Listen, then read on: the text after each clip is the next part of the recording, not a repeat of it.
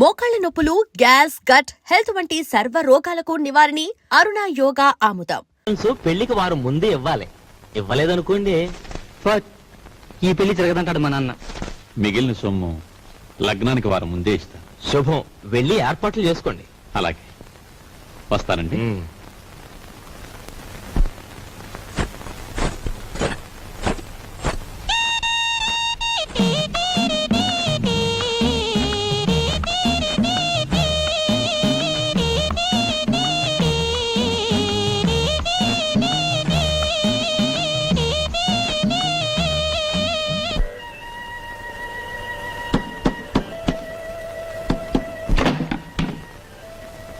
లోపలికి రమంగి. చిచి, నువ్వు కాస్తంత లేవు, అందులోనూ చదువుకునే కుర్రాడివి. నీ గది నిండా బూతు బొమ్మలా. ఏంటయ్యా నువ్వు చదివేది? ఉండు, నీ పని చెప్తాను. అమ్మగారు, అయ్యగారు, పెద్దబ్బాయి గారు. మంగి మంగి, ఇంకెప్పుడన్నా పిచ్చి పిచ్చి వేషాలేస్తూ నా వంక చూసావో జాగ్రత్త. ఇక నుంచి నీ గది నువ్వే ఊడ్చి పాచి పోగు చీపురు అటువైపడాయి. లేదు అమ్మగారు? వద్దు, నా గది నేనే ఊడ్చుకుంటాను.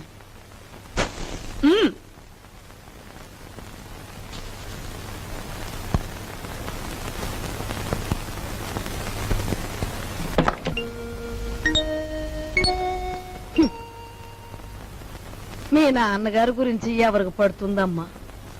ఆయన గురించి అహర్నిశలు ఆలోచించే నీకు నాకు తప్ప.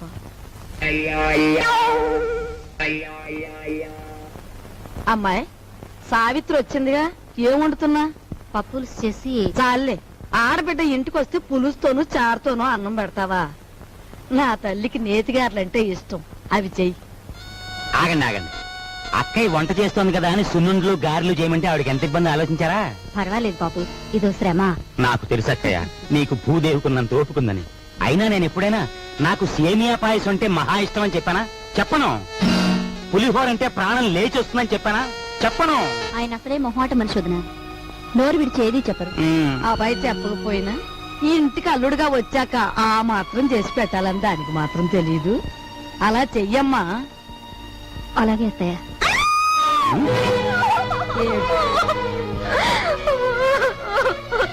ఏమిటే, ఏమైంది? ఎందుకు ఏడుస్తున్నావు? ఏమన్నా తేలు కుట్టిందా? పావుల నర్సయ్యకి ఫోన్ చేస్తా. తేలు కాదండి, చచ్చిపోయిన సన్యాసిరావు గారు చటుక్కున జ్ఞాపకం వచ్చారండి.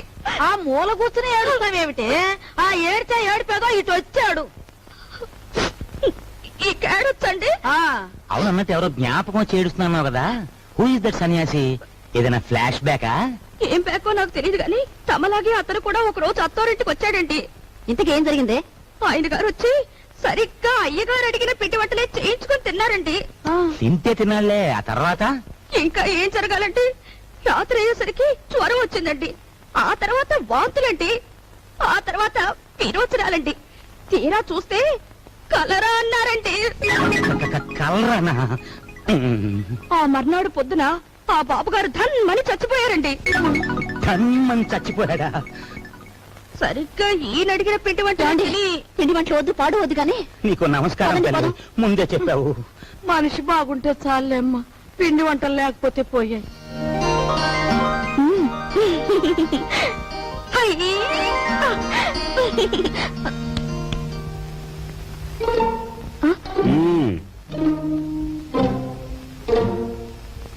నైస్.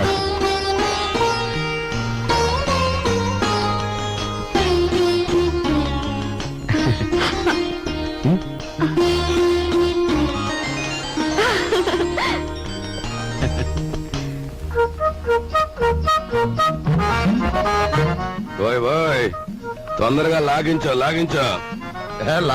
లాగించు అని జతకావాడు గుర్రపు తోక లాగినట్లు లాగుతుంటే తెరుచుకోవద్దు. దీని నంబర్లు తెప్పలేక నాకు దిమ్మ తిరిగిపోయి బొమ్మ కనిపించేస్తా. అంత చికాకున్నా వాడివి జీతాలు క్యాష్ పేమెంట్ ఇస్తాను ఎందుకు ఒప్పుకున్నారా? బేవాల్సిన కొడక. ఒప్పుకోక సావమంటావా? సంతకం పెట్టడానికి సిద్ధపడితే చెక్కు మీద అంతే మన బండారం బయటపడిపోయి స్వామియే శరణం. స్వామియే శరణం. ఫ్యామిలీ లేడీ వస్తున్నట్టు వెళ్ళి దాక్కుంటా. స్వామియే శరణం, స్వామియే శరణం, స్వామియే శరణం. పాలు తీసుకోండి. తీసుకుంటాను, అలా ఉంచు. రేపు ఆఫీసులో జీతాలు ఇవ్వాలి. సేఫ్ లో ఒక 6,000 తీసి నా బ్రీఫ్ కేసులో ఉంచు. అదేంటండి ఎప్పుడూ లేని ఈనపెట్లో నుంచి నన్ను డబ్బు తీయమంటున్నారు? వ్రతంలో ఉన్నాను కదా, పాపిష్టి డబ్బు చేత్తో ముట్టుకోవడం ఎందుకు అని. దీని నంబర్లు నాకెప్పుడు చెప్పలేదు కదా, ఇప్పుడైనా చెప్పండి, తీసిస్తాను. ఎన్నాళ్ళు లేని డబ్బు యాతన ఇప్పుడు మాత్రం నీకెందుకు? స్వామి శరణం. నే పూజ చేసి పడుకుంటాను, నువ్వు వెళ్ళి పడుకో. అలాగే. స్వామి శరణం. ఆఫీసర్ గారికి ఇనపెట్టే కాదు, ఇళ్ళాలు కూడా లాసే. రే నోరు మీద వచ్చిందే ఎదవ పని మీద, అందులో మళ్ళీ విచారం ఐడియా ఒకట. ఆవిడనే కాదు, పని పిల్ల గురించి నువ్వు పల్లెత్తు మాట మాట్లాడిన పళ్ళు పిక్సి చేతులు పెట్టేస్తాను. ఓయ్ ఓయ్ పెట్టేద్దు గాని ముందా పని చూడు. నే చూడలేను బాబు, నంబర్లు తిప్పుతుంటే అలు చేతులు లాగేస్తున్నాయి. ఈ గుంట నా కొడుకును మొయ్యలేక నా నడుము లాగేస్తుంది. బాబా పని చూడు. సత్తే తలుపేసి నువ్వు పని చూడు. నేనా?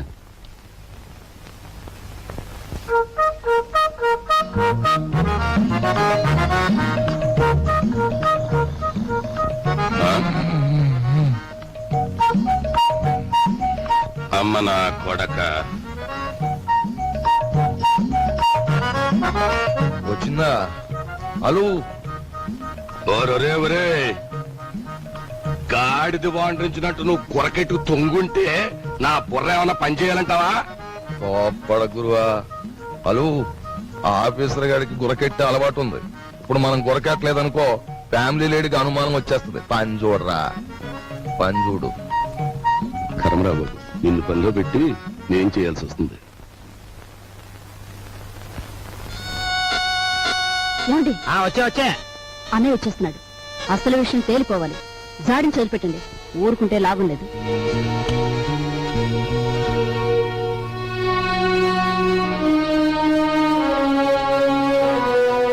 బావా, నా బాకీ తీర్చడం కోసం నువ్వు పడుతున్న బాధలు చూస్తుంటే అన్న మాట నిలబెట్టుకునేందుకు అష్ట కష్టాలు పడ్డ హరిశ్చంద్రుడు జ్ఞాపకం వస్తున్నాడు నాకు.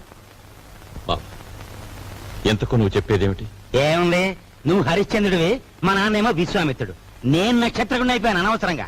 ఇదిగో ఇదంతా నాకు అనవసరం. నువ్వు మారువాడి దగ్గరికి వెళ్ళి అర్జెంటుగా అప్పు చేసి. పుట్టిన ప్రతి చోట అప్పు చేశాను బాబు. నీ ప్రయత్నాలన్నీ ఫ్లాప్ అయ్యాయి కాబట్టి ఓ సూపర్ హిట్ ఐడియా చెప్తాను. ఏమిటి? దీనికి ఆడియన్స్ అంతా కావాలి. అత్తయ్య, అక్కయ్య, నా ఓన్ వైఫ్ సావిత్రి, ఓయ్ మేనలుడు, ఆడియన్స్ మొత్తం వచ్చేయండి. కమాన్. బావ కష్టాలన్నీ గట్టెక్కిపోవడానికి నేను 70mm ఐడియా ఇస్తున్నాను. అందరూ జాగ్రత్తగా వినండి. పెద్దాపురం బసవయ్య గారి అమ్మాయిని మన రాజుకిచ్చి పెళ్లి చేసేస్తే వాళ్ళు భారీ ఎత్తున కట్నం ఇస్తారు. దాంతో ముందు నా కట్నం బాకీ తీర్చేయచ్చు. మన సరస్వతి పెళ్లి చేసేయచ్చు. మిగిలిన బ్యాలెన్స్ డబ్బుతో ఓ కిళ్ళి కొట్టు పెట్టుకోవచ్చు. కాకపోతే ఏంటంటే ఆ అమ్మాయికి ఓ కన్ను గుడ్డి, ఓ కాలు కుంటి. వెధవ సలహాలు ఒక నోరు మూసుకో. మా రక్తం ఓడ్చైనా సరే నీ కట్టిన డబ్బులు సెటిల్ చేస్తాం. అంతవరకు తేరగా తింటూ కూర్చో. అంతేగాని ఇంకెప్పుడు ఇలాంటి పిచ్చి పిచ్చి సలహాలు మాత్రం ఇవ్వకు. జాగ్రత్త. ఏమిటన్నయ్యా, మనిషి అంత మనిషి మీ బావను పట్టుకొని వాడంతంత మాట్లాడుతుంటే నువ్వు చూస్తూ ఊరుకుంటావా? ఒరే, పెద్దంతరం చిన్నంతరం లేకుండా ఇంటి అల్లుండి పట్టుకుని అట్ట ఎత్తి పొదేస్తే ఆడికి కాస్త గడ్డి పెట్టలేవు. లలిత, ఎండలో అలసిపోయి వచ్చాడు, వెళ్ళి వాడికి అన్నం పెట్టు. అమ్మో అమ్మో, అయ్యో. ఏయ్,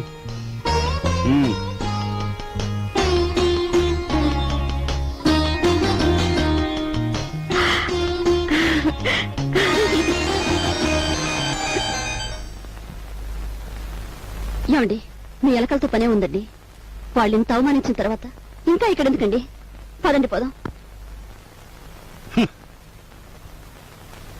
ఈ అవమానం నా ఒక్కడిది కాదు. ఆంధ్ర సీడెడ్ నైజాం ఏరియాల్లో అత్తవారిళ్లలో సెటిల్ అయిపోయిన అల్లుళ్ళందరిదీను. అసలు నన్ను అవమానించిన రాజుగాడు కాదే, మీ అన్నయ్య. ద్రౌపదీదేవి చీరల్ని దుశ్శాసనుడు లాగాడు, కానీ తప్పు వాడిది కాదు, వాడికి ఆర్డర్ వేసిన దుర్యోధనుడిది. మీ అన్నయ్య ఒక్క మాట కూడా మాడకుండా చూస్తూ ఊరుకుంటాడా? మీ అన్నయ్య నా కట్నం బాకీ తీర్చేసినా సరే నేను ఇక్కడి నుంచి కదలను. నా కక్ష తీరే వరకు ఇక్కడే ఉంటాను. ఇక మీదట విశ్వామిత్రుడు నేనే, నక్షత్రకుడు నేనే. తాళం తిప్పితే వచ్చి ఇనపెట్టి చూసాం కానీ నంబర్లు తిప్పితే వచ్చి ఇనపెట్టి నీ ఇంట్లోనే చూసాం. ఏ నంబర్ కింద ఏదెడితే పెట్టి తెరుచుకుంటుందో చెప్పే. నీ బెదిరింపులకు నేను లొంగను. ఆ నంబర్లు నేను చెప్పను. 4 రోజుల పాటు కడుపు కాల్చేస్తే దెమ్మ తిరిగిపోయి బొమ్మ కనిపించేస్తుంది. అప్పుడు నువ్వే చెప్తావు ఇంపాసిబుల్.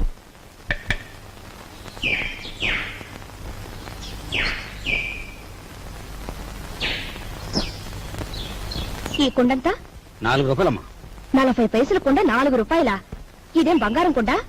ఆయన తొక్కేది మట్టా బంగారమా? ఇంతైతే ఎవరు కొంటారు? వద్దులే, వస్తా. కుమ్మర్రామన్న దగ్గర నీ ఉద్యోగం ఏమిటట?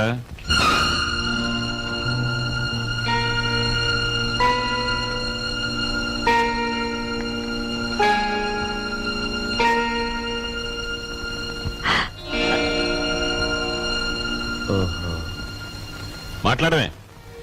కుమ్మర్రామన్న దగ్గర నీ ఉద్యోగం ఏమిటి? మట్టి తొక్కటం, అతను తయారు చేసిన కుండాల్ని ఎండలో ఆరబెట్టడం, కాలిన కుండాల్ని బండి మీద సెంటర్కి చేర్చడం. అది. నువ్వు చదివిన చదువేమిటి? నీ మీద మేం పెట్టుకున్న ఆశలేమిటి? నువ్వు చేసిన నిర్వాకం ఏమిటి? అతను నన్నేమీ అప్లికేషన్స్ పెట్టమనలేదు, పోస్టల్ అడ్రస్ జత చేయమనలేదు, వెధవ ప్రశ్నలు వేసి ఇంటర్వ్యూ తీసుకోలేదు, రికమెండేషన్ తెచ్చావా అడగలేదు, లంచం ఇస్తావా అడగలేదు. నన్నుగా గౌరవించి నాకు ఈ ఉద్యోగం ఇచ్చాడు. కానీ నీ పెద్ద కొడుకు మట్టి తొక్కుతున్నాడంట గాని ఊరంతా మీ నాన్నగారిని అడుగుతుంటే ఆయనకెంత నామోషిగా ఉంటుందో ఒకసారి ఆలోచించావా? అమ్మా, ఎటువంటి వంశంలో పుట్టాడు, ఎటువంటి మహారాజుకు మనవడని పెంచుకున్నాడు. అసలు నేను చెప్పేది ఏంటంటే,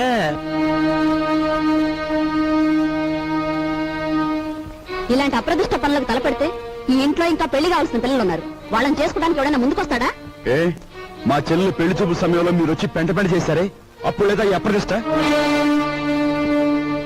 నాన్న, ఏమీ చెయ్యకుండా మీకు భారంగా ఉండే కంటే ఏదో ఒక పని చేసి ఇంత సంపాదించడం నా బాధ్యత అనుకున్నాను, సంపాదిస్తున్నాను.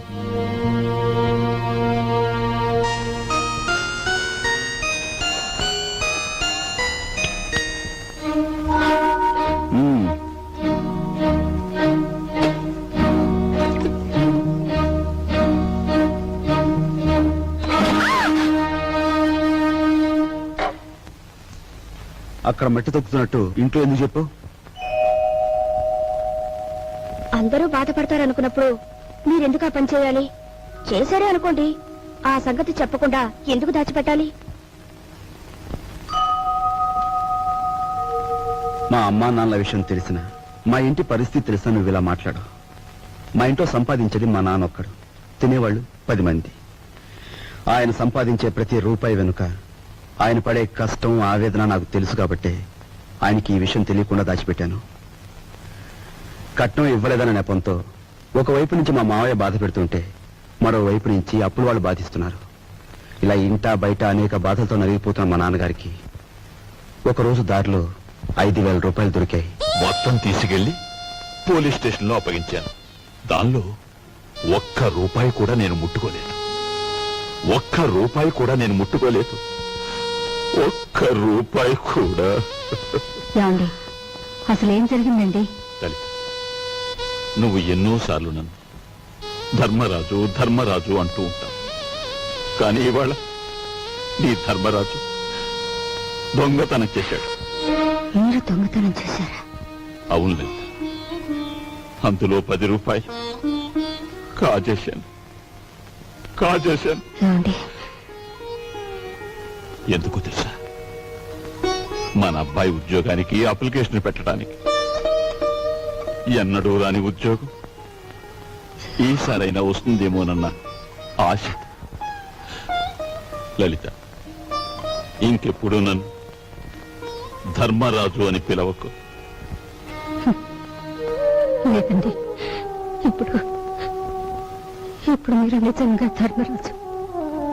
అశ్వత్థామాత కుంజరహ అని ధర్మరాజు అంతటి వాడు అబద్ధం ఆడాడు. అది ఆపద్ధర్మం లలిత. ఇది ఆపద్ధర్మమేనండి. మన బిడ్డ కోసం మీరు చేసింది ఆపద్ధర్మమే.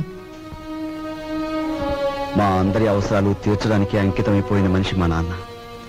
అలాంటి మనిషి కోసం నేను మట్టి తొక్కడమే కాదు, ముష్టెత్తుకైనా సరే మా ఇంటి బాధ్యతను కొంతవరకైనా స్వీకరించాలో లేదా? ఇప్పుడు చెప్పు, నేను చేస్తున్న పని తప్పంటావా? తప్పంటావా? ఆ?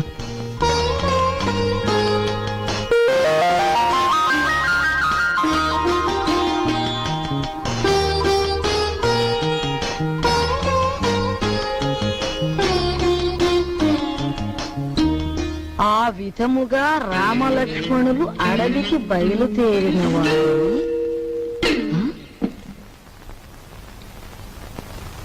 ఏంటబ్బా? ఓ చిన్న సచ్చినాడా, ఆ పెద్ద సచ్చినాడేమో మట్టి తొక్కుతున్నాడా, వీడేమో పాచి ఊడుస్తున్నాడా. వీళ్ళకి ఏం పోయే కాలం వచ్చిందమ్మా? ఇంతకీ నేను పని మనిషిని ఎందుకు పెట్టట్టు? హ? అబ్బాయ్, ఏటమ్మా? నువ్వు ఆఫీస్కి వెళుతున్నావల్లే ఉంది. పెళ్లి దగ్గరకు వచ్చింది కదా, పనులన్నీ తొందరగా జరగాలి. అప్పడాలు చెయ్యాలి, వడియాలు పట్టాలి. ఓ 400 ఉంటే అమ్మాయికి ఇవ్వు. అమ్మా, ఆఫీసులో లోన్కి అప్లై చేశాను, అది రాగానే ఇస్తాను. అదేమిటన్నయ్య, అయ్యవారు వచ్చే వరకు అమావాస్య అవుతుందా? తెలిసిన వాళ్ళ దగ్గర ఏ చేబదులో తీసుకుని ఈ పని కాస్త జరిపించు. వెళ్ళిది.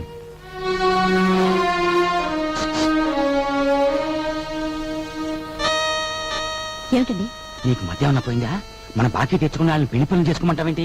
అయ్యో రామ, పెళ్లి చూపుల రోజు మీరేమన్నారు? మా కట్నం బాకీ తెచ్చకుండా ఈ ఇంట్లో ఏ శుభకార్యం జరగడానికి వీల్లేదన్నారా? ఇప్పుడు ఈ పెళ్లి జరిగిందనుకోండి, దానికి ముందు మన బాకీ తీరుస్తారన్నమాటేగా. అమ్మని, నువ్వు అసలు రాజకీయాల్లో దిగాల్సిందానివే, పొరపాటున నన్ను కట్టుకున్నావు. సమయానికి వచ్చారే పిల్లలారా, మీ పెళ్లి పనులు మేము అందుకోవద్దు. అలాగే మా ఇంట్లో పనులు కూడా. రండి రండి.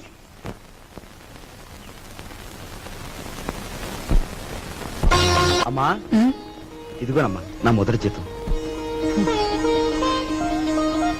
జీతమా? అబ్బా, కూలి డబ్బులకి ఎంత గొప్ప పేరు పెట్టావురా సావిత్రి. అది ఇప్పుడు తప్పుడు మాట ఏమందే? మట్టి తొక్కాడని మందలించి 4 రోజులు కాలేదు.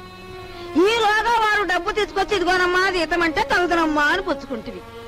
ఎంత బతుకు బతికి ఆఖరికి ముష్టి డబ్బులతో కూడి తింటావా? అమ్మా, ఆ డబ్బులు ఇలా పారేయండి.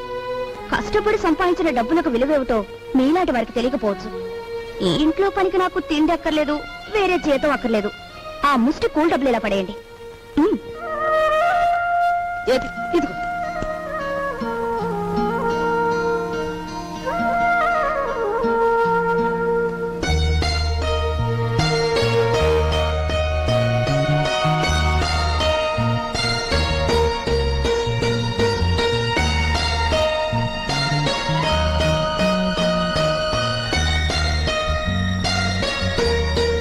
భార్యాభర్తల మధ్య ఉండవలసిన అవగాహన చూపించు.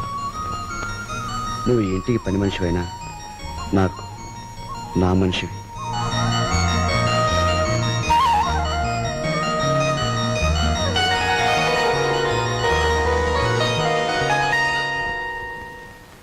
కోపం వచ్చి గట్టిగా కొడదామంటే చచ్చిపోతావేమో అని భయం.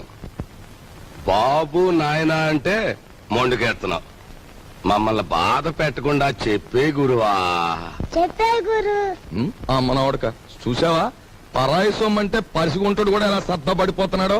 ఎంతమందిని బాధ పెట్టడం భావ్యం కాదు గురువా. అలో చెప్పే గురు, ఉన్న ఒక్క కూతురు ఇల్లు వదిలి వెళ్ళిపోతే నేను వెతికించలేదు, పేపర్ ప్రకటన కూడా ఇవ్వలేదు. అంత ముండివాడిని మీ బెదిరింపులకు నేను లొంగుతానా? గురువా మాట నా చెప్తాను.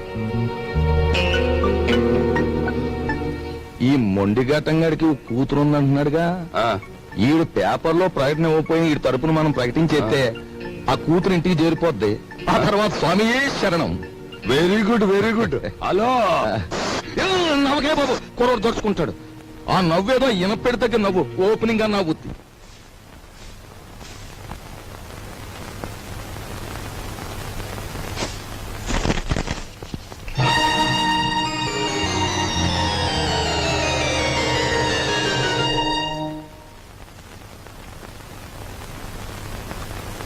ఇదేమిటండి, నా చేతి గాజులు లెక్క పెడుతున్నారు?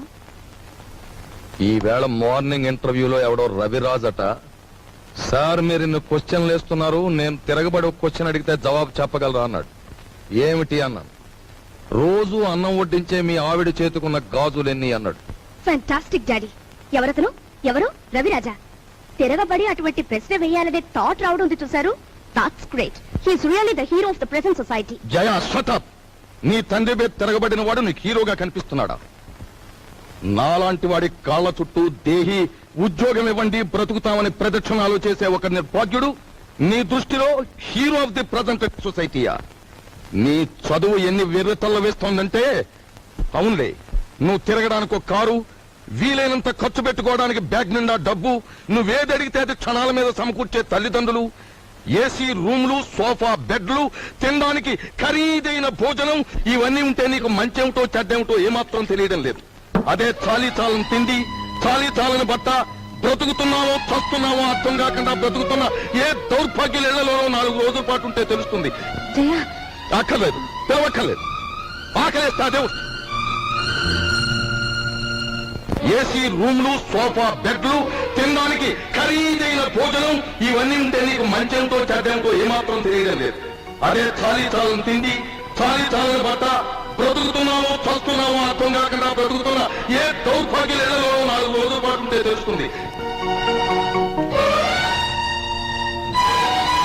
జయ, ఆకలేదు, పిలవక్కర్లేదు.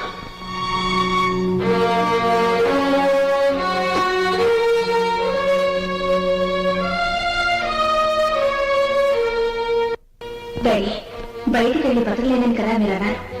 అలా బతకలేని నిరూపించుకున్న రోజునే తిరిగి మిమ్మల్ని కలుస్తాను.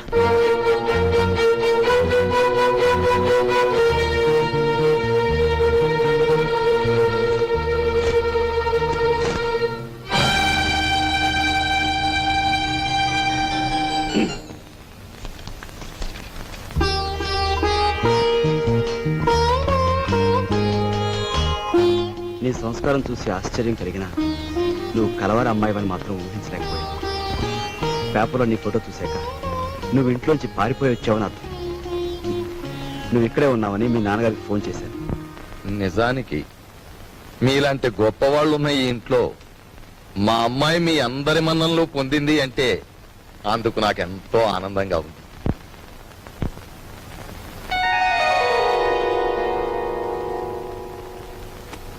ఇదిగో పిల్ల, నిన్ను ఎప్పుడెప్పుడు ఏమేమి తిట్టానా అని ఆలోచిస్తే అస్సలు నిన్ను తిట్టకుండా ఎప్పుడున్నానో గుర్తు రావడం లేదు. ఏమో అనుకోకమ్మా. అంత మాటలు అవసరం లేదు మామగారు. నేను ఎక్కడున్నా ఈ ఇంటి ఆడపిల్లని. నన్ను ఈ ఇంటి మనిషిగా మీరందరూ ఒప్పుకుంటే నాకదే 10,000.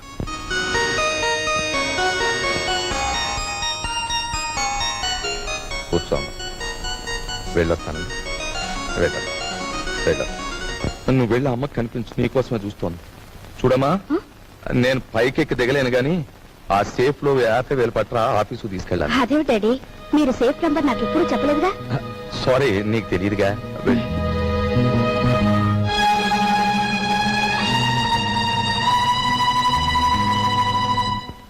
And for more videos, Please subscribe to iDream. Please subscribe to iDream. Please subscribe iDream. And please subscribe to iDream. For more videos, subscribe to iDream.